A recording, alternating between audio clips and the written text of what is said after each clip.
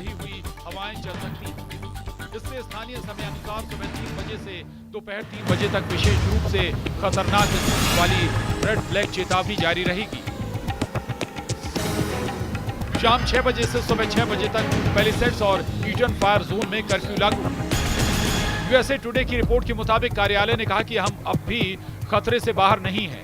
कृपया तेजी से फैलने वाली आग के लिए सतर्क रहें। मंगलवार तक काउंटी में लगभग 88,000 निवासी अनिवार्य निवासी आदेशों के तहत, जबकि अधिकारियों ने निकासी चेतावनियों के तहत 84,800 अन्य निवासियों से अपने घर छोड़ने के लिए तैयार रहने का आग्रह किया था। यूएसए टुडे की रिपोर्ट के मुताबिक कैलिफोर्निया अग्निशमन विभाग ने बताया कि पैलिसेड्स में आग ने 37 वर्ग मील क्षेत्र को अपनी चपेट में ले लिया और 18% पर काबू पा लिया गया है। ईटन की आग ने 22 वर्ग मील से ज्यादा क्षेत्र जला दिया है और 35% पर काबू पा लिया गया है। कैल फायर और वेंचुरा काउंटी फायर डिपार्टमेंट के अनुसार सोमवार शाम को वेंचुरा काउंटी में लगी ऑटो फायर ने 61 एकड़ क्षेत्र को जला दिया है और 47% तक आग पर काबू पा लिया गया है। विभाग ने मंगलवार शाम को कहा कि आग पर आगे की प्रगति रोक दी गई है और ये अपने मूल स्तर पर स्थिर बनी हुई है। बता दें कि एक्यूवेदर ने लॉस एंजलिस के जंगलों में लगी आग से $250 बिलियन से ज्यादा के नुकसान और आर्थिक क्षति का प्रारंभिक अनुमान लगाया है। कैलिफोर्निया के लॉस एंजलिस में लगी आग भयंकर हो चुकी है। हजारों लोगों को रिहायशी इलाकों से निकालकर सुरक्षित स्थानों पर ले जाया गया है। लॉस एंजलिस में लगी आग में कई मशहूर हस्तियों के घर जले हैं। बॉलीवुड सितारे भी सोशल मीडिया पर अपना दुख जाहिर कर रहे हैं। कई लोगों की जान भी जा चुकी है। हालांकि academy of motion picture arts and sciences ने कथित तौर पर इन दावों को खारिज कर दिया है। ये अटकलें द सन की एक रिपोर्ट से शुरू हुई जिसका टाइटल था ऑस्कर 2025 रद्द होने की कगार पर, क्योंकि लॉस एंजलिस में लगी आग के बाद सेरेमनी में बड़े बदलावों की गुप्त रूप से योजना बनाई जा रही है। हालांकि हॉलीवुड रिपोर्टर ने अपनी रिपोर्ट में बताया है कि इन दावों को खारिज करते हुए एकेडमी के सीनियर्स ने ऑस्कर्स के कैंसिल होने से इनकार कर दिया है। रिपोर्ट में बताया गया है कि ऐसी कोई एडवाइजरी कमेटी मौजूद नहीं है और ऑस्कर बोर्ड और गवर्नेंस में 55 सदस्य हैं जो कि इस समारोह के बारे में निर्णय लेते हैं। वाइल्ड फायर को लेकर ऑस्कर के नॉमिनेशन और अन्य चीजों में हो रही देरी के बावजूद एकेडमी कमेटी तय समय पर ही ऑस्कर अवार्ड 2025 का आयोजन करेगी। शो पूरे गरिमापूर्ण तरीके से आगे बढ़ेगा। ऑस्कर सालाना लगभग 1000 स्थानीय लोगों को रोजगार देता है, जिसने कोविड-19 के दौरान भी इसे कैंसिल नहीं किया था।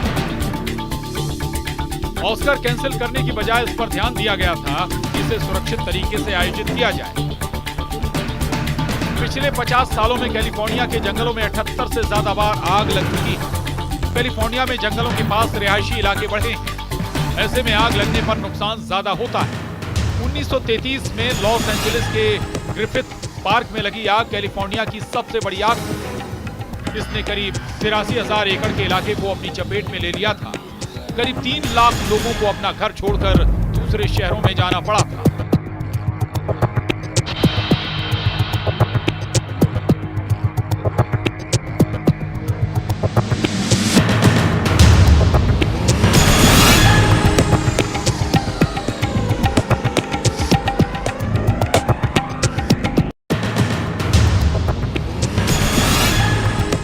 लॉस एंजलिस में लगी सबसे विनाशकारी आग में से एक पैलिसेड्स की आग तेजी से फैलती जा रही है और तबाही मचाती दिख रही है।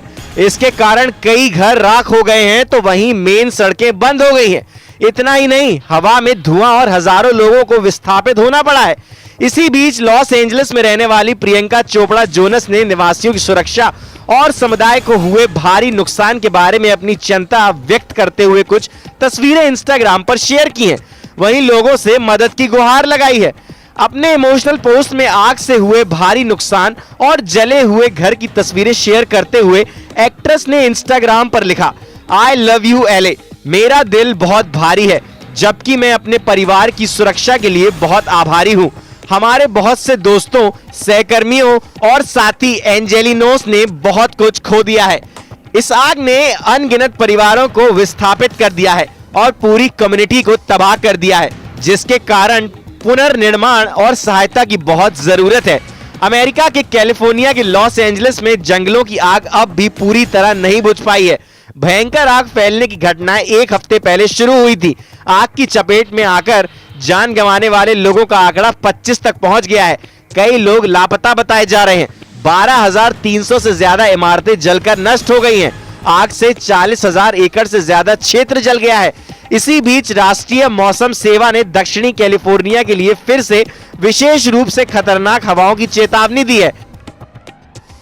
NWS के अनुसार तटीय दक्षिण कैलिफोर्निया में मध्यम से लेकर स्थानीय स्तर पर तेज सेंटा एना हवाओं के कारण गंभीर आग लगने की स्थिति बनी रहेगी।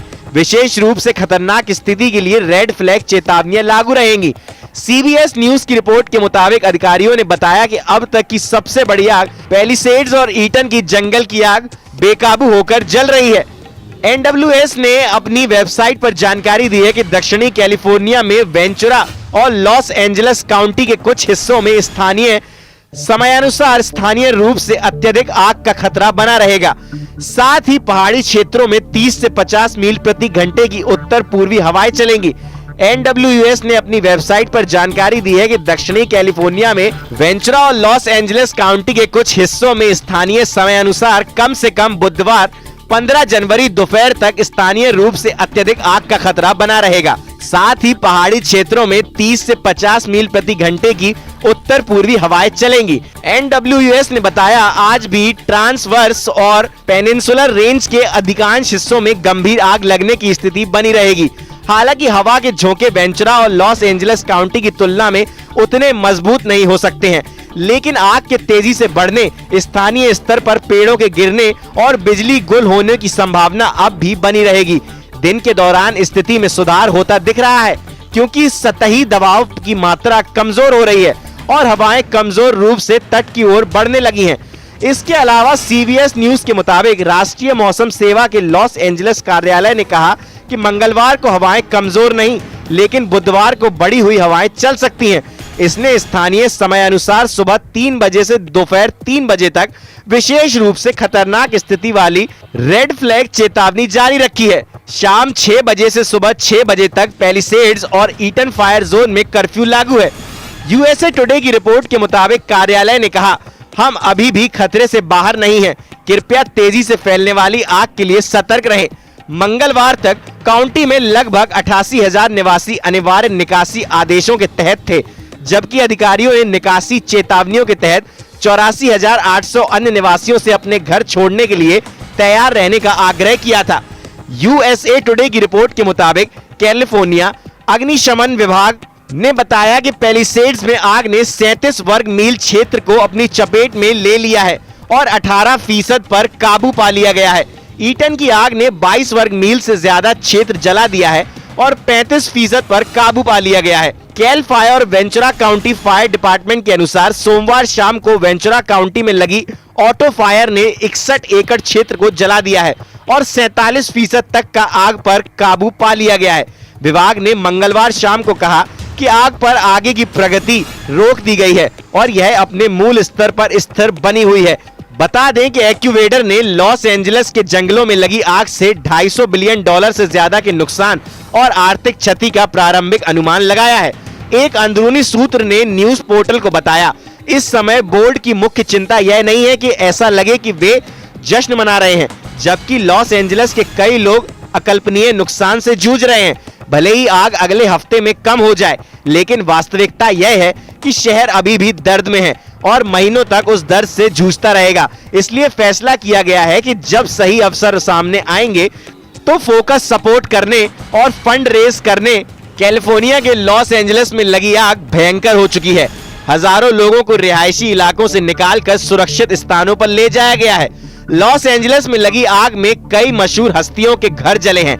बॉलीवुड सितारे भी सोशल मीडिया पर अपना दुख जाहिर कर रहे हैं। कई लोगों की जान भी जा चुकी है। हालांकि academy of motion picture arts and science ने कथित तौर पर इन दावों को खारिज कर दिया है। ये अटकलें द सन की एक रिपोर्ट से शुरू हुई, जिसका टाइटल था ऑस्कर 2025 रद्द होने की कगार पर है, क्योंकि लॉस एंजलिस में लगी आग के बाद सेरेमनी में बड़े बदलावों की गुप्त रूप से योजना बनाई जा रही है। हालांकि हॉलीवुड रिपोर्टर ने अपनी रिपोर्ट में बताया है कि इन दावों को खारिज करते हुए एकेडमी के सीनियर्स ने ऑस्कर्स के कैंसिल होने से इनकार कर दिया है। रिपोर्ट में बताया गया है कि ऐसी कोई एडवाइजरी कमेटी मौजूद नहीं है और ऑस्कर बोर्ड और गवर्नर्स में 55 सदस्य हैं जो कि इस समारोह के बारे में निर्णय लेते हैं। वाइल्ड फायर को लेकर ऑस्कर के नॉमिनेशन और अन्य चीजों में हो रही देरी के बावजूद एकेडमी कमेटी तय समय पर ही ऑस्कर अवार्ड 2025 का आयोजन करेगी। शो पूरी गरिमापूर्ण तरीके से आगे बढ़ेगा। ऑस्कर सालाना लगभग 1000 स्थानीय लोगों को रोजगार देता है, जिसने कोविड-19 के दौरान भी इसे कैंसिल नहीं किया था। ऑस्कर कैंसिल करने की बजाय इस पर ध्यान दिया गया था कि इसे सुरक्षित तरीके से आयोजित किया जाए। जब साल 2021 में पूरी दुनिया लॉकडाउन में थी, तब भी अवार्ड सेरेमनी को रद्द करने के बजाय 2 महीने के लिए टाल दिया गया था। हालांकि Tom Hanks, Emma stone, Meryl Streep और स्टीवन स्पीलबर्ग जैसे सितारों की अगुवाई में ऑफिशियल एकेडमी अवार्ड अब एलए में हालातों की निगरानी कर रहा है ताकि तय किया जा सके कि शहर में तबाही के कारण सेरेमनी को रद्द करने की जरूरत है या नहीं। इस आग की वजह से इस सेरेमनी को संभावित रूप से रद्द करने के लिए एक सीक्रेट आकस्मिक रणनीति को प्रेरित किया गया है। पिछली बार ऐसी रणनीति 9/11 के बाद लागू की गई थी। खबरों की माने तो एक सोर्स ने